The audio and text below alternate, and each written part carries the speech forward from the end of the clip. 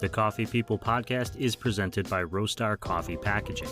Roastery is the digital printing company that makes custom printed packaging for coffee products.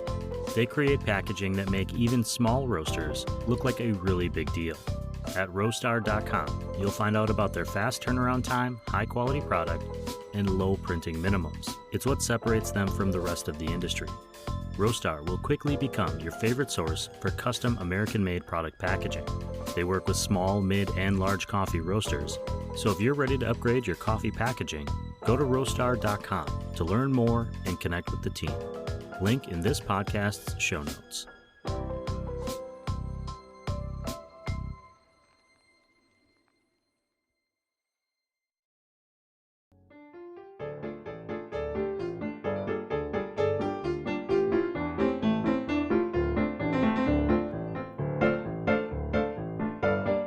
Hey, good morning, everyone. Welcome to the Coffee People podcast, which is part of the Roast West Coast Coffee Network and presented by Roastery Coffee Packaging.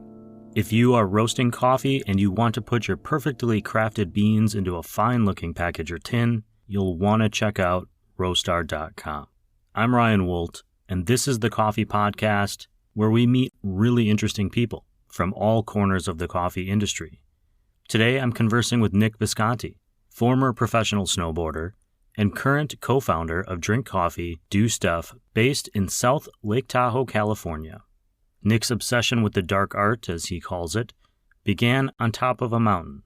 It led him down the path into a years-long pursuit of coffee education, even while he was still winning medals as a snowboarder, and eventually to the creation of Drink Coffee, Do Stuff, a specialty coffee company built with the belief that extraordinary coffee leads to an extraordinary life. Nick and I chatted while he was sitting outside his Lake Tahoe shop. In our video chat, I could see the tall pines reflected in the glass window behind him, hear the slight whistle of wind, and even the occasional young bird chirping. I found myself craving the mountains. More specifically, a craving for a cup of coffee in the mountains. As for me, for once, I wasn't in my closet podcasting studio. A thanks and a big shout out to the team at Hasea Coffee Source, one of this show's industry partners, and some excellent green coffee importers based out of Anaheim, California, for letting me post up in their cupping space for the morning. Today's conversation served as a reminder to me that I need to get out more often, because there are good things out in the world. Wherever you are having an adventure today, you can still scroll the drinkcoffee_do stuff Instagram feed, or peruse the merch on drinkcoffeedostuff.com. I'm a size large, and my birthday is coming up. I'm just saying. If you can't find the links on your own, I got you. They're in this show's podcast notes on your favorite podcasting platform, and in the newest post on roastwestcoast.com, where you can also sign up for this show's newsletter. That way you won't miss any of these interviews or our Coffee Smarter education pods. Okay, let's get after it. My coffee mug is full, all the way to the brim, with coffee and excitement for this conversation with Nick Visconti, co-founder of Drink Coffee, Do Stuff, on the Coffee People podcast.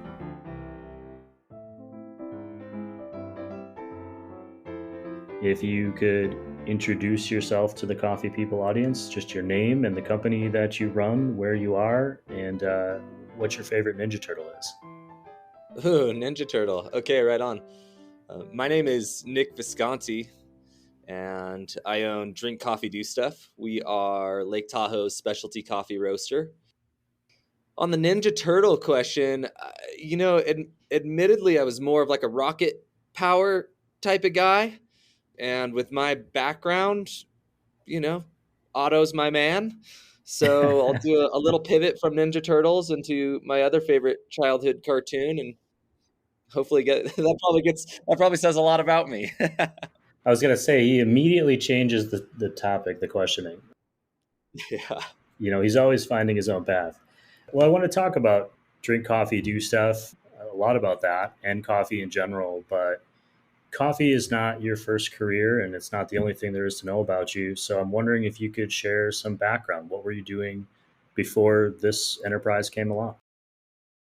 Yeah, absolutely. So in many ways, Drink Coffee, Do Stuff is the culmination or almost personification of my history. And we always say, work hard, play harder. And the first, 10 years of my career life, I was a professional snowboarder and I played really hard. And so now I'm making up for it on the work side.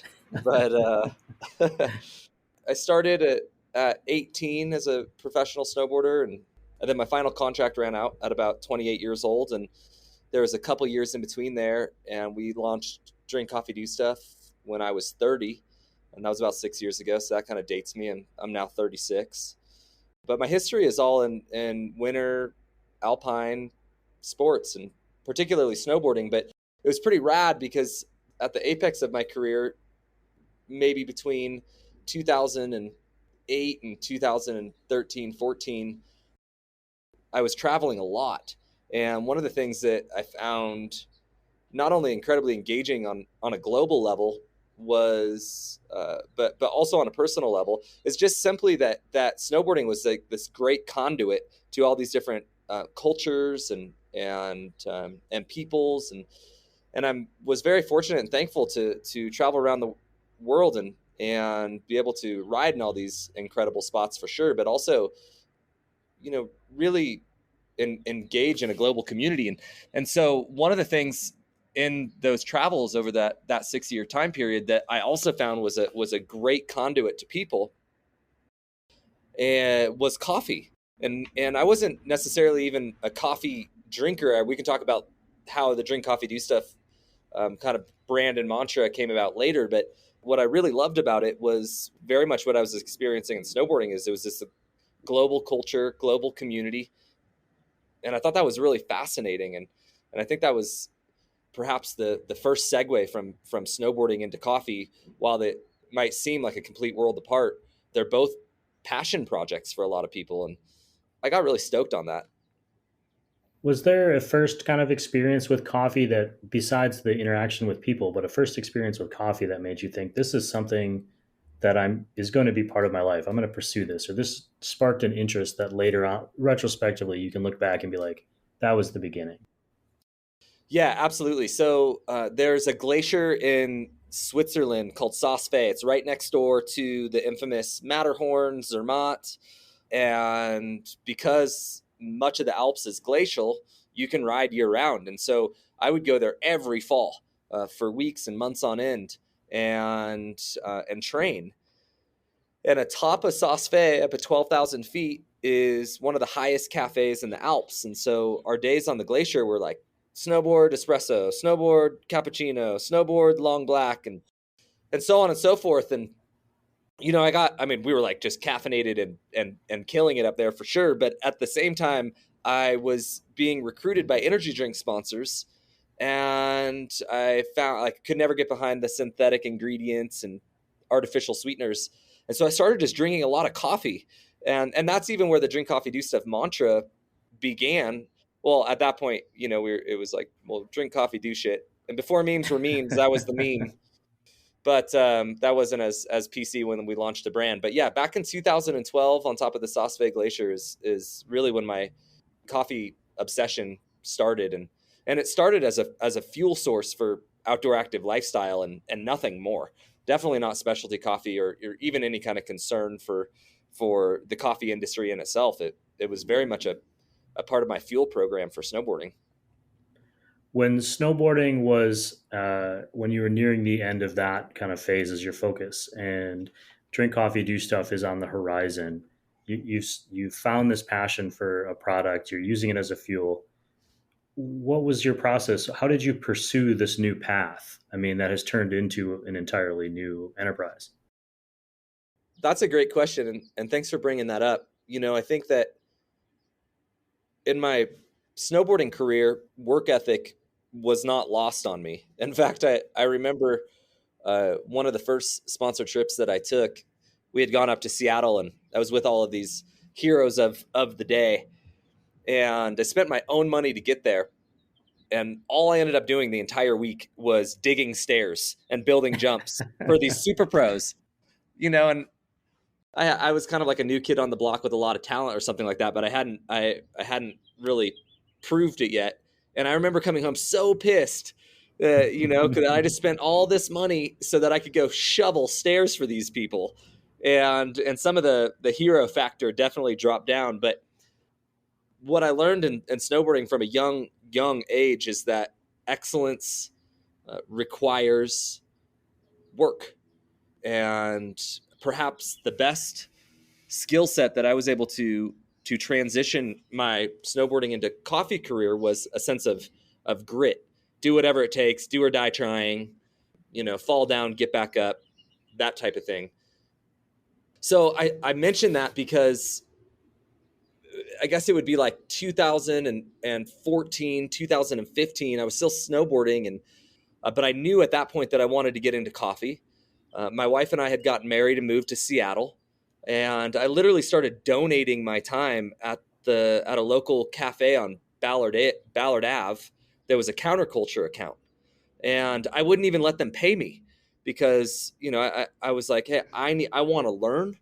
And so I worked for almost a year without getting paid. I don't even think that was legal. They were probably stoked. But so I baristaed and learned everything I could. And every time there was a counterculture rep or coffee events and I was in town, I attended. And yeah, I got really just caught up in that educational journey.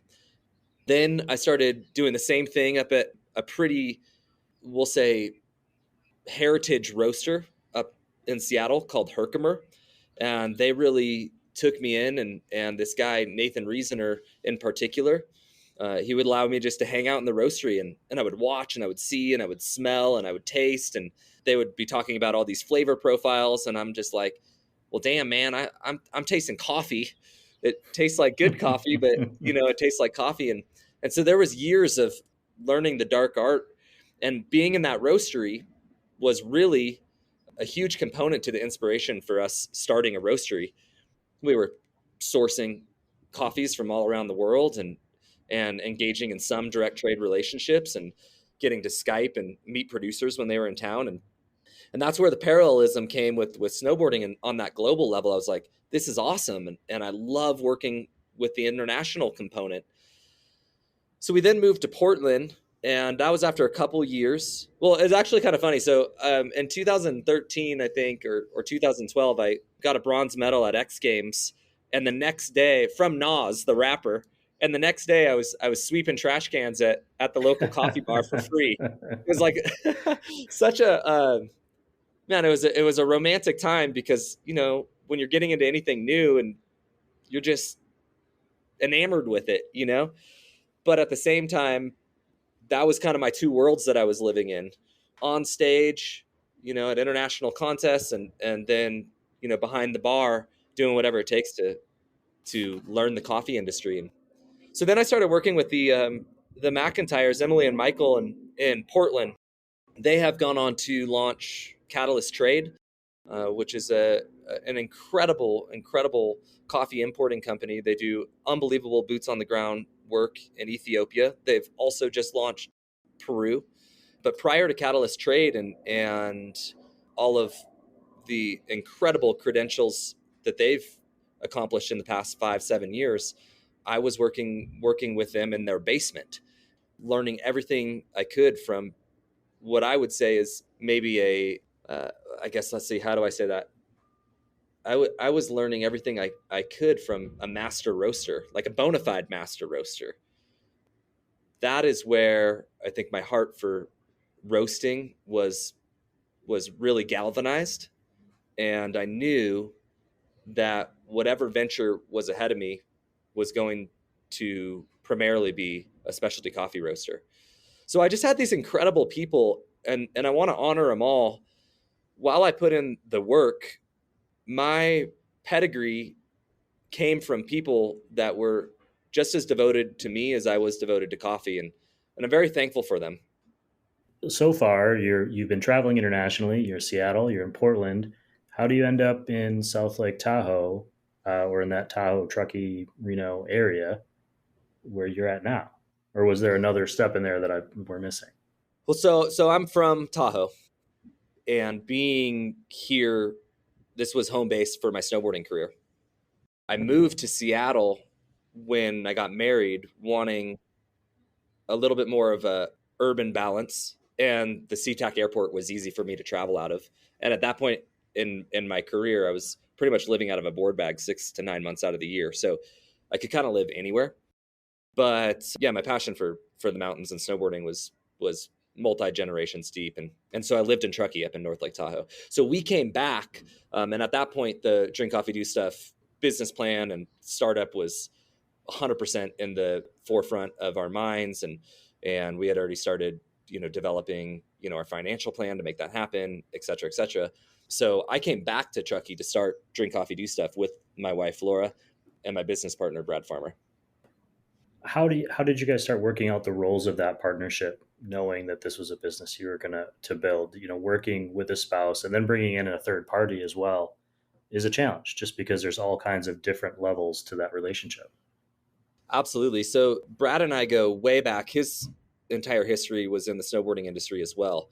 A really decorated past, from international brand management, bringing a lot of new products and technologies to market, as well as working on the resort side and editorial.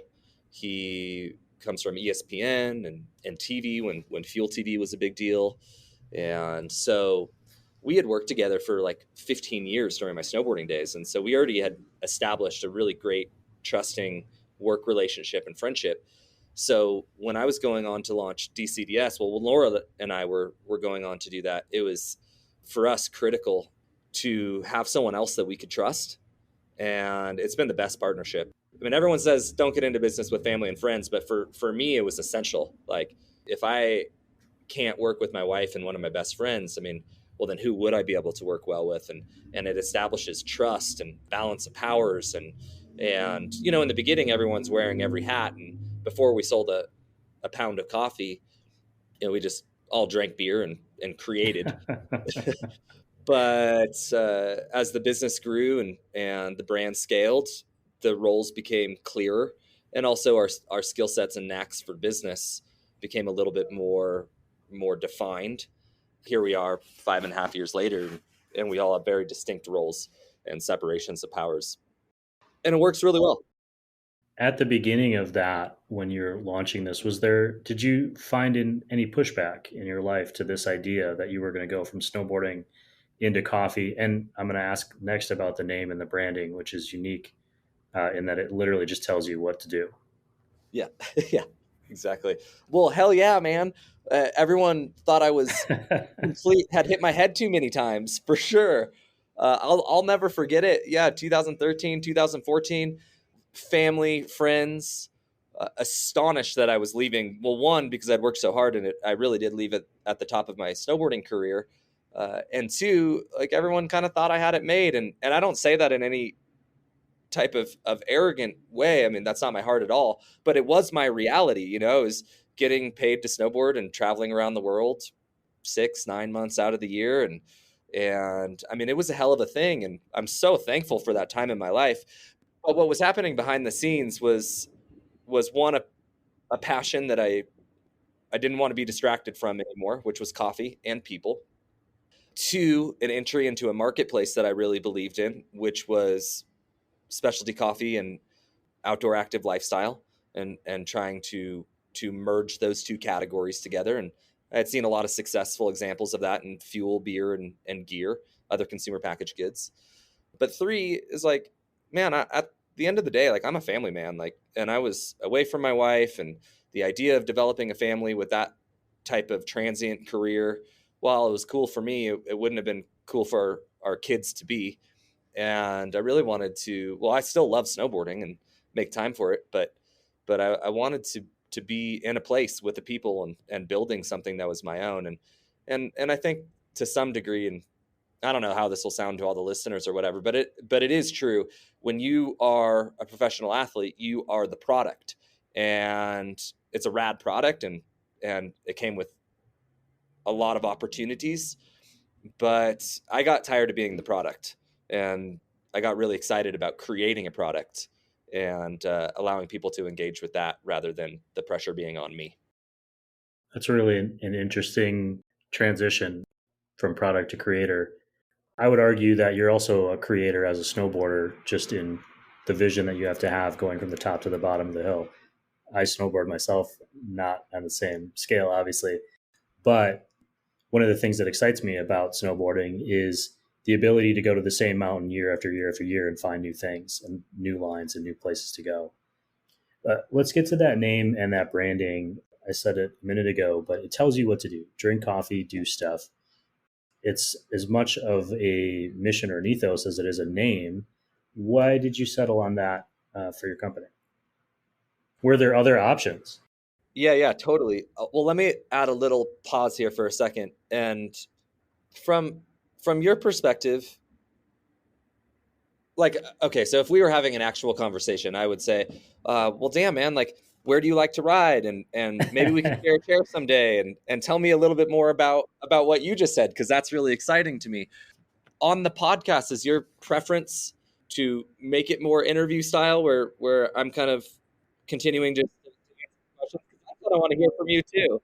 Oh no, it's as far as I'm concerned, this is a conversation we're having. I could include this that we're doing right now if you're Oh, comfortable. okay, sweet. Well, yeah, I mean, whatever's best. Well, I do want to know. Okay, well, where do you snowboard? And I think what you said is super interesting. Like, and I totally agree that the mountain changes, and what's been your experience with that? And So I started snowboarding late in life, in my early 20s.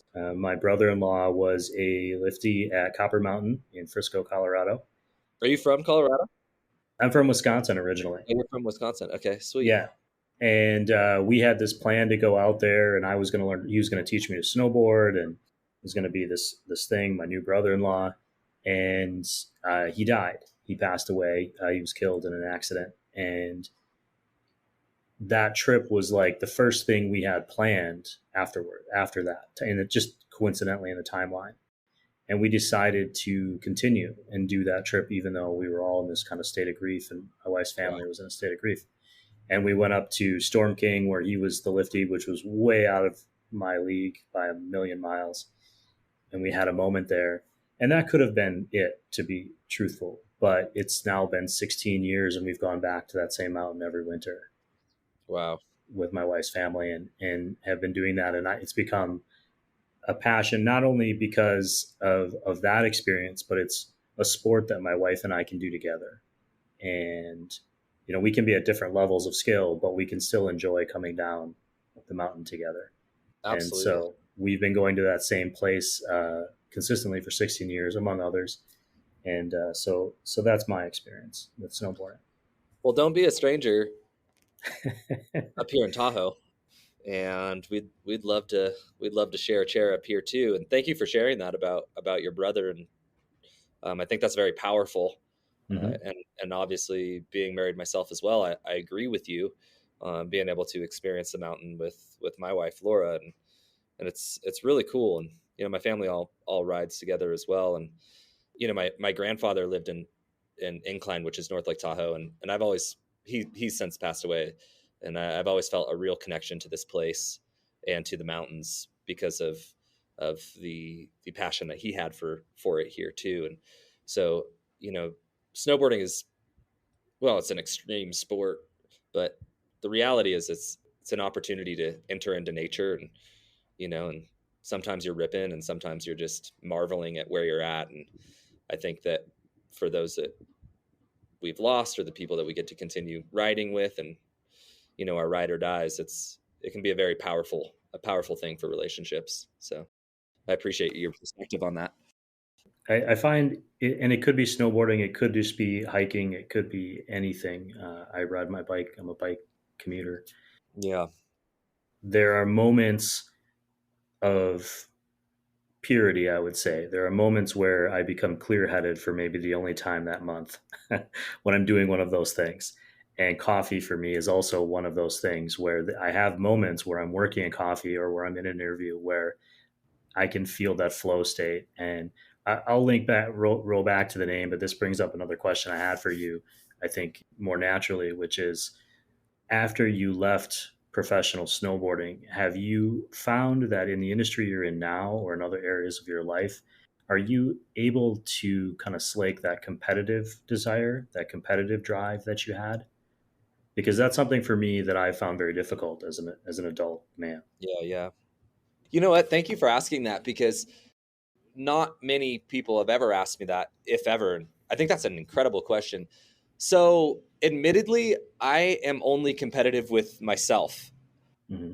When I was snowboarding, and still to this day with coffee competition, or the local or regional or national brands that we're up against, I don't really look much to the left or to the right.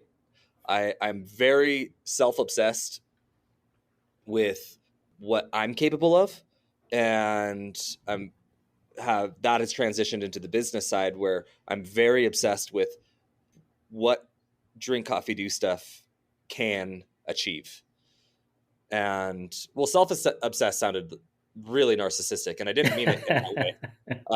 Maybe just I'm obsessed without the self part. But I am obsessed with life and experiencing life and trying to get the most out of it, And I was laughing with some friends on the chairlift the other day, and maybe a crude way of saying it, but it's like my life has always been pretty balls to the wall, and now I just have my balls on a different wall. That sounds about right. Yeah. I grew up playing competitive sports, and as an adult, have tried to transition into finding that outlet. As my body has started to fail and I've gotten older, I can't do those same things anymore. How do I get that in other areas? And is it business? Is it, some other challenge? And so I find that to be an interesting perspective. That could be a whole show on its own. Yeah. Okay. Well, in brief, where do you find that, and are you able to, do you like get into the flow zone and in business, or do you find it other places? It's very rare now. I used to be able to tap into it almost daily playing sports. Hmm.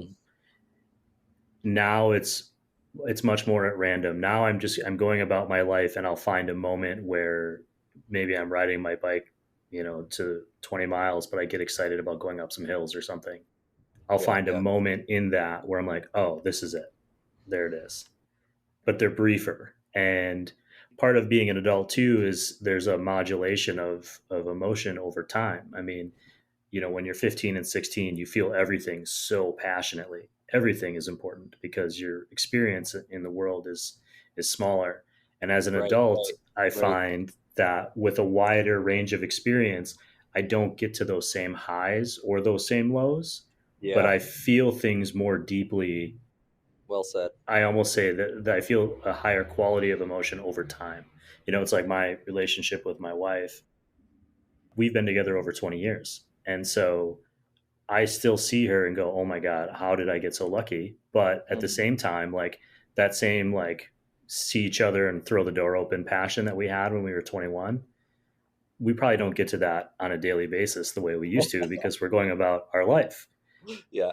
But the feeling of love I have for her now feels much deeper than it did when I said I do, Mm. if that makes Yeah. Well, sense. 100%, and that is so eloquently said. So I'll just say ditto. My I'll edit all that out. It'll be fine. Oh I was yeah. joking. I was No. joking. No. No, I Don't. meant my Don't. part. That's what makes us, but that's what makes us us. And yeah, I agree with you. We just celebrated 10 years, so Oh, congratulations on congrats. 20. Yeah. That's absolutely incredible. And yeah, Laura and I just celebrated our 10-year anniversary, which was, I just, yeah, ditto. I agree with everything you just said. It's our love is becoming deeper, and our experiences are becoming deeper. We have a daughter now. She's a year and a half, and that has not only expanded our family, but the love and devotion and familial shared experiences that we have are just that much more meaningful and purpose driven, and well, fun too. So I completely agree with you. Let's get back to coffee Okay. for a moment. We can tangent We'll have to have again. a beer sometime off podcast. Sure. I'd like that. The name. Let's get to that.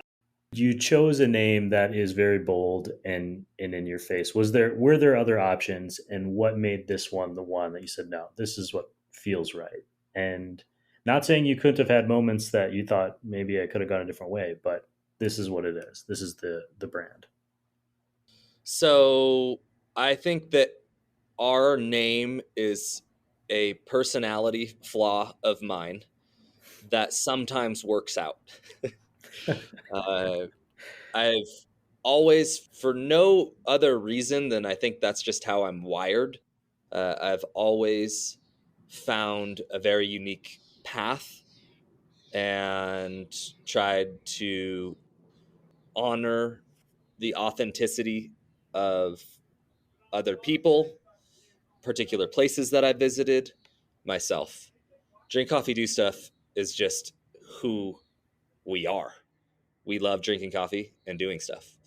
That was a love it or hate it brand name.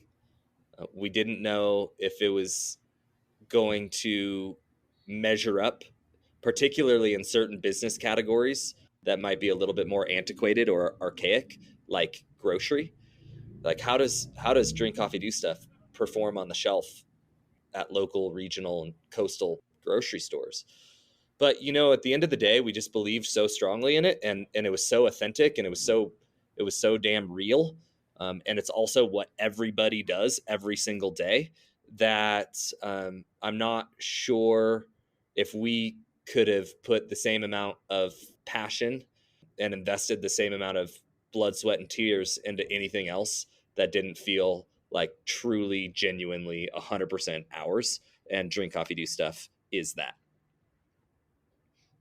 I was actually surprised. I knew of the South Lake Tahoe location and a second location, but when I was kind of doing some research for the show, I realized you've actually got several locations all over the place. Carts and shops and things. Are you primarily a brick and mortar business? Are you an online business? Are you a wholesale business? Where have you taken this company? And when you're presenting your coffee out under the DCDS brand, what is it you hope people get from it? When we launched Drink Coffee Do Stuff in 2017, we had a business plan, and we quickly learned to crumple that up and to really experience, or we had to learn, where we were going to be able to be successful, what opportunities the market truly had for not only specialty coffee, but a lifestyle brand like ours. And then we had additional challenges because we live in such a tourism driven place with incredible seasonality. Truckee is where our headquarters is. That's in North Lake Tahoe. We started simply as a roastery and an e-commerce business and wholesale. Those were the two categories that we launched with. We really believed that there was this ability for us to leverage our destination and impact consumers and coffee drinkers and people that were both into craft coffee as well as the outdoors. So if you were to think of another business model that's similar to ours, and we did source some inspiration from it, it would be like Kona Brewing, right? Like you go to the islands, get your longboard lager, and then you go back to your hometown and you can find it there. There's memorabilia attached to it. There's memory attached to it and experiences attached to it. And so it was our goal to really develop an emotional connection with our consumers and not just a caffeine connection. For the first 3 years, we were an e-commerce and wholesale business exclusively, and there was a lot of people crushing it on the brand, and we had some opportunities to dive into retail. And so we felt confident that retail was a part of the future, but not the X factor to the DCDS brand. We have since opened up 3 coffee shops. We have one in downtown Truckee, one in North Lake Tahoe and Incline Village, one in South Lake Tahoe. We also have 4 in-store collaborative cafes with Rayleigh's in Reno, Truckee, Sacramento, Roseville. Those are kind of like what you would think of like a Pete's coffee shop in a grocery store. We have Drink Coffee Do Stuff coffee shops and those grocery stores. Then we've developed a pretty strong grocery program. So our 4 categories are grocery, food service wholesale, and our own native retail and e-commerce. And each one of those categories has a pretty exhaustive and robust, we'll say, business behind it at this point.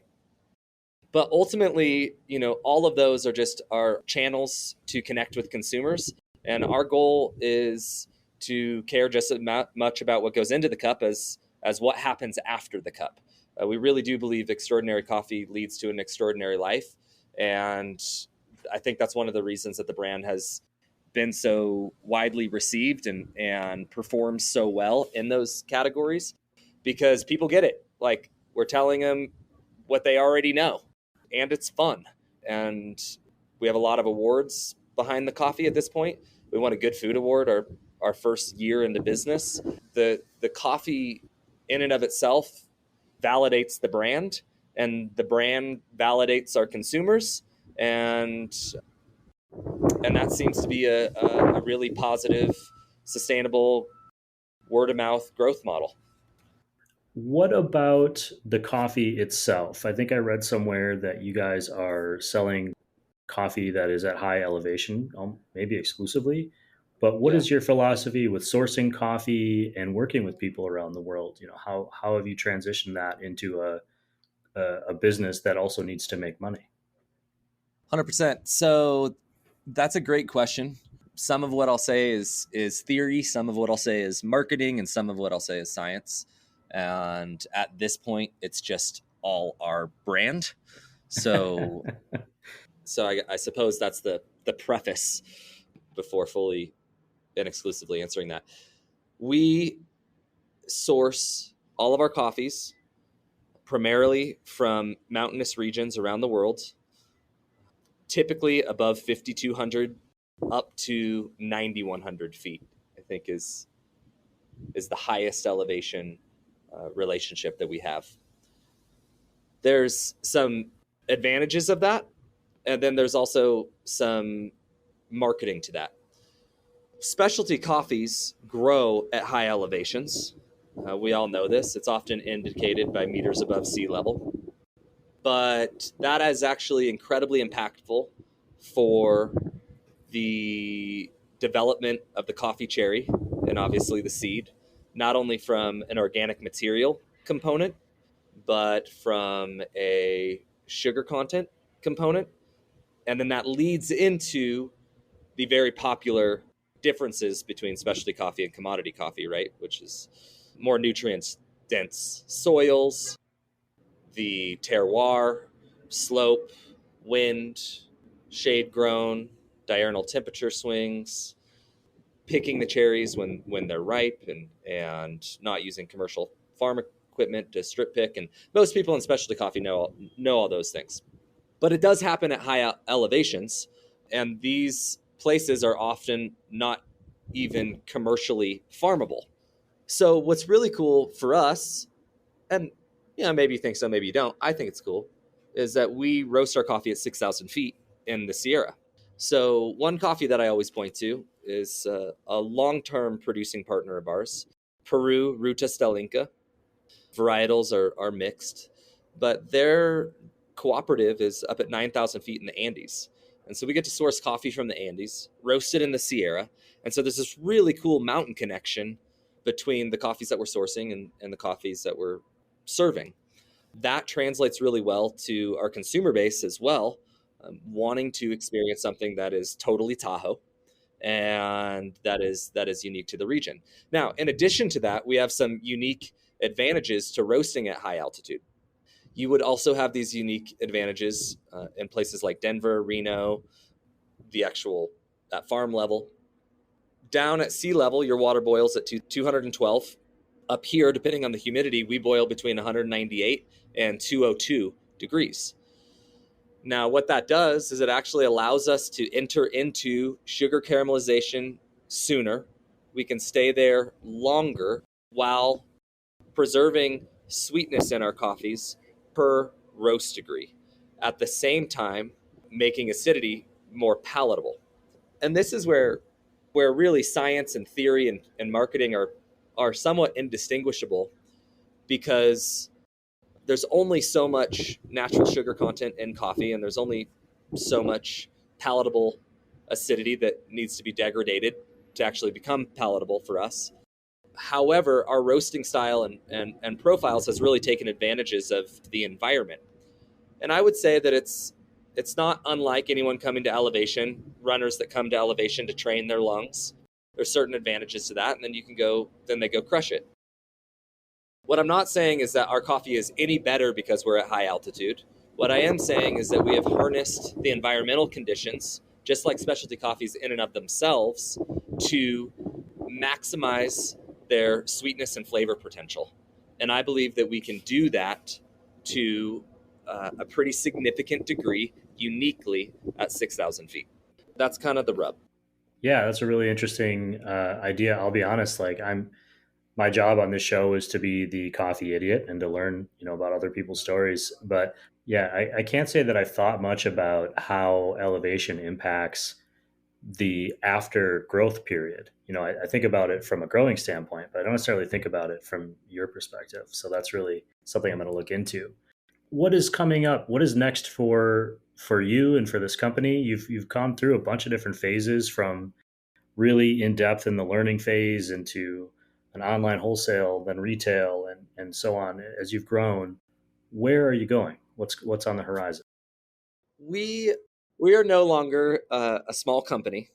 We're in the very odd growth phase of being a teenager.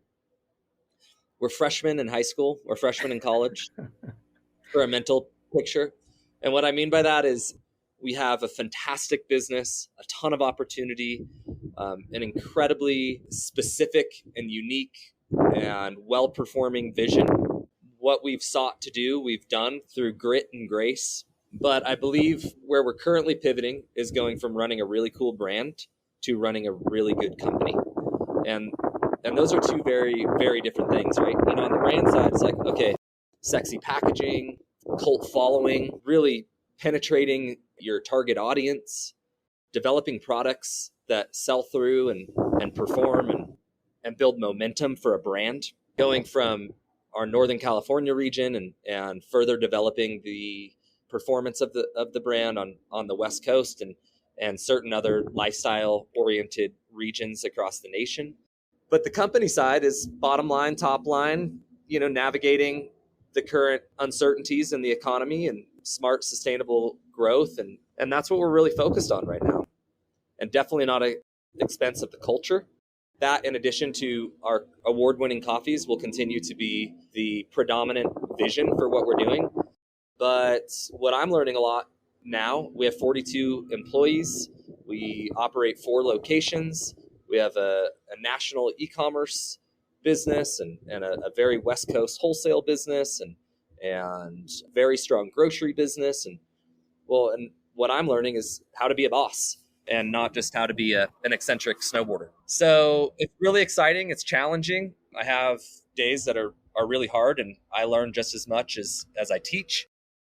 And then there's days that, I'm stomping my landings and I'm like, we're doing the damn thing. But regardless, credit needs to be given where credit's due. And we have an incredible staff, an unbelievable community that's been super supportive. My wife and my business partner, Laura and Brad, our higher level leadership within the company. Everyone really deserves to be honored. While this might have been my brainchild, it's all of our company. And the truth is the people that need to be probably thanked the most is all of our customers, the marathon runners in the city and the cyclists down in the valley, the people that love outdoor adventure that come to Tahoe or down to Mammoth. And those are the folks that have really allowed us to leverage the brand with our commitment to the values of our coffee sourcing and roasting. And we've grown an incredible company, and it's grown pretty substantially. And I'd like to continue to do that, especially to continue providing more opportunity for our crew. Like I could say, oh yeah, well the brand's sick and I'm doing fine and that's great. And we've gotten through some of the high risk phase of the business. But what does that say to all of our leadership? And so we're going to continue to grow to give them more opportunities and be better employers and to engage with more people and yeah, see where it goes. When you are out on the road, let's say you've just come off the mountain on a vacation or a trip and you stop into a coffee shop and you're going to order a cup of coffee or order something, what is it that you order? Well, that's a great question. If I'm going into a coffee shop, I admittedly kind of size up the barista that's on bar And if the shots look like they're pulling well, I'm 100% getting an espresso. But I also know that you can't be perfect every time, and I have so much grace on the overall coffee industry as it's burgeoning, especially the specialty coffee market. I have a ton of respect for entrepreneurs and anyone that's willing to put all chips in. And whether the coffee's good or bad, I think that everyone deserves a head nod, and because it's a hell of a thing. It's no short feat to start your own business, and typically there's a lot of financial risk there too. So I try not to be very judgmental, but I do size up the barista and just to make sure that what I'm ordering is the safest bet. If the barista's learning, that's totally cool. We all start somewhere, but in that case, I'm probably just getting a pour over or a drip coffee. Nick, I want to make sure that before we go, I ask you, what did I miss? What is something that you wanted people to know about your company or about you or anything in general? It's your platform. Well, thanks for asking that, but I would actually counter that and say, well, what have I missed? And I'm very interested in hearing back from everyone we get to talk to and our customers and your audience and stuff like that. I hope that this didn't come across as, oh, this is me and my company. It's not. It is very much the momentum of everyone that's ever bought coffee from us, that's ever worked from us, and that's ever believed in us to give us a chance as a vendor. So I don't know. I said a lot, but I think it would be best for me to just listen now. If this were on TV, I'd flash your email at the bottom of the screen. There you go. Boom. Nick, thank you for spending almost an hour talking about your company and about yourself and putting yourself out there that way with our audience. I really, really appreciate your time. And I look forward to that beer or that coffee on the chairlift someday. Hey, man. Well, thanks for having me on the show. I really appreciate you. And I knew we were going to get along right when I saw that St. Archer sweatshirt you're wearing. We do drink coffee and drink beer after. That's the MO. So let's get together in your neck of the wood next time. So like I said, don't be a stranger up here. And I very much appreciate your time. And thanks to everyone who made it to the end of this.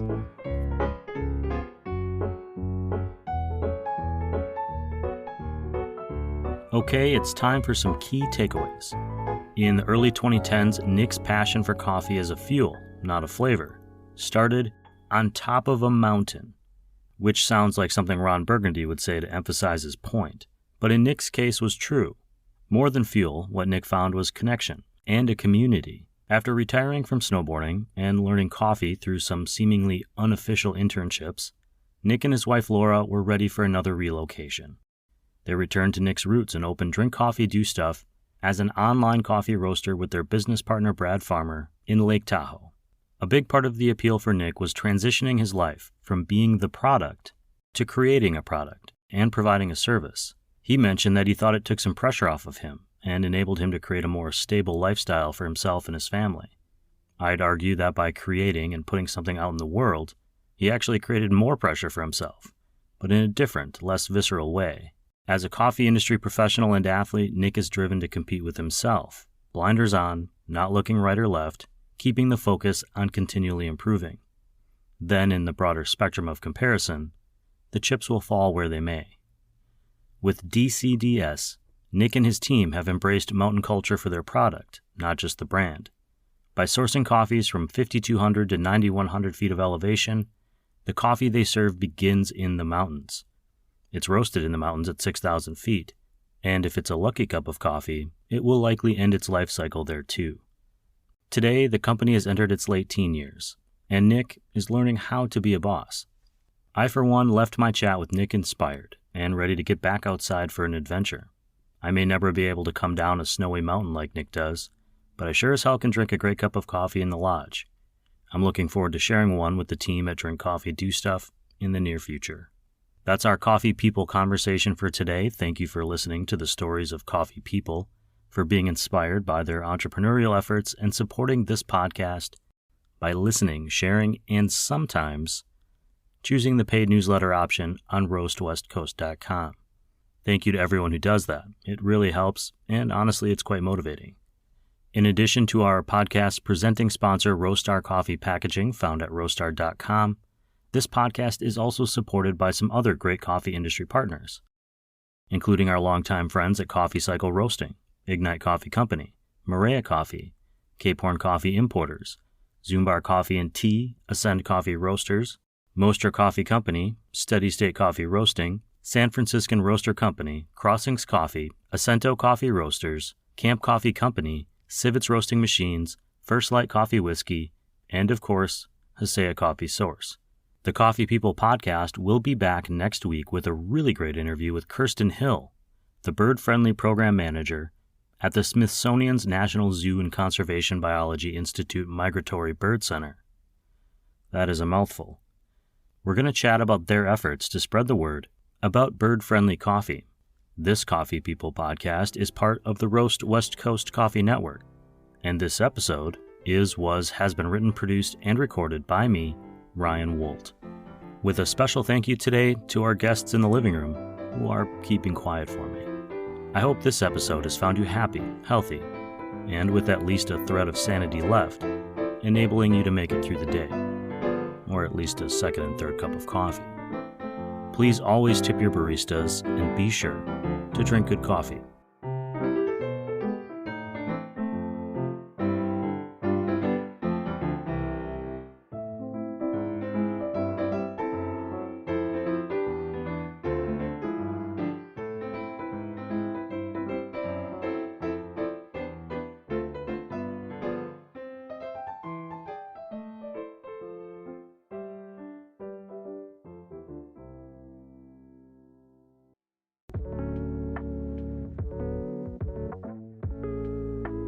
Hello, all you coffee drinkers out there. If you are in the early stages of your coffee journey, we want to support you. Season 2 of the Coffee Smarter Education podcast is now underway. The first episode on Blade versus Burr grinders is already out. If you want to brew a better cup of coffee at home, search for Coffee Smarter on your favorite podcasting platform and hit the follow or subscribe button. Or just go to roastwestcoast.com and sign up for the newsletter, and we'll send it to your email every single week. Thanks for being awesome and drinking coffee smarter.